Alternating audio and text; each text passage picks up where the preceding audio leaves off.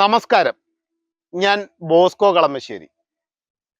2016 എന്റെ സമീപത്തുള്ള തോട് പൂർവ്വസ്ഥിതിയിലാക്കണമെന്ന് ആവശ്യപ്പെട്ട് ജില്ലാ ഭരണകൂടത്തിനുൾപ്പെടെ പരാതി കൊടുക്കുകയും 2020 കേരള ഹൈക്കോടതിയിൽ നിന്നും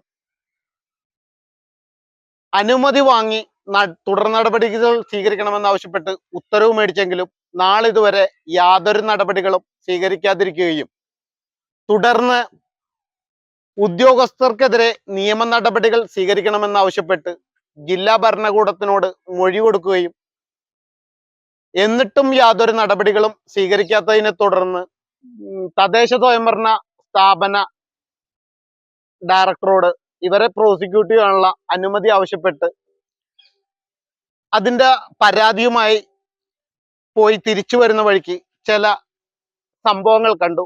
ആ സംഭവങ്ങൾ നിങ്ങൾ ആദ്യം കണ്ടതും ഇപ്പൊ അതിന്റെ മുഴുവൻ വീഡിയോ.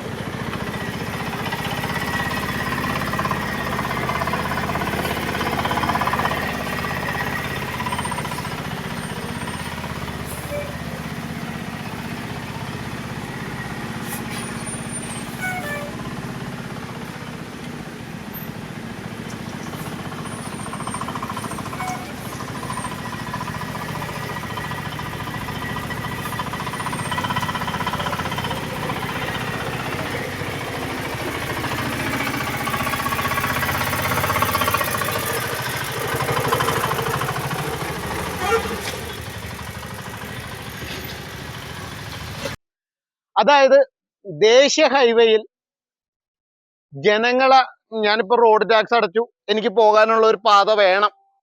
അതായത് തിരുവനന്തപുരത്തേക്കാണെങ്കിലും പാലക്കാടേക്കാണെങ്കിലും കാസർഗോഡിനാണെങ്കിലും എനിക്കൊരു പാത വേണം. ഈ പാത ടൂറിസ്റ്റ് നല്ല രീതിയിൽ ആക്കാതെ, അല്ലെങ്കിൽ സമാന്തര പാത നല്ല രീതിക്ക് ആക്കാതെയാണ് പലയിടത്തും റോഡ് നിർമ്മാണം നടക്കുന്നത്.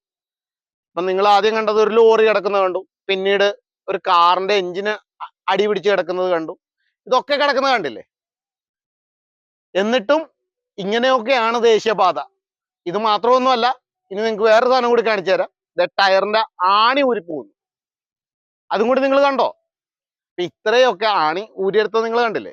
അപ്പൊ ഇത്രയൊക്കെ ഈ പറയുന്ന റോഡിലെ അശാസ്ത്രീയ നിർമ്മാണങ്ങൾ കൊണ്ടാണ്. എന്നിട്ടും ഈ റോഡ് സേഫ്റ്റി അതോറിറ്റിയുടെ കമ്മിറ്റിയോ അല്ലെങ്കിൽ മറ്റ് അതോറിറ്റികളോ ഒന്നും യാതൊരുവിധ നടപടികളും സ്വീകരിക്കുന്നില്ല എന്നുള്ളതും വാസ്തവമാണ്. എന്തായാലും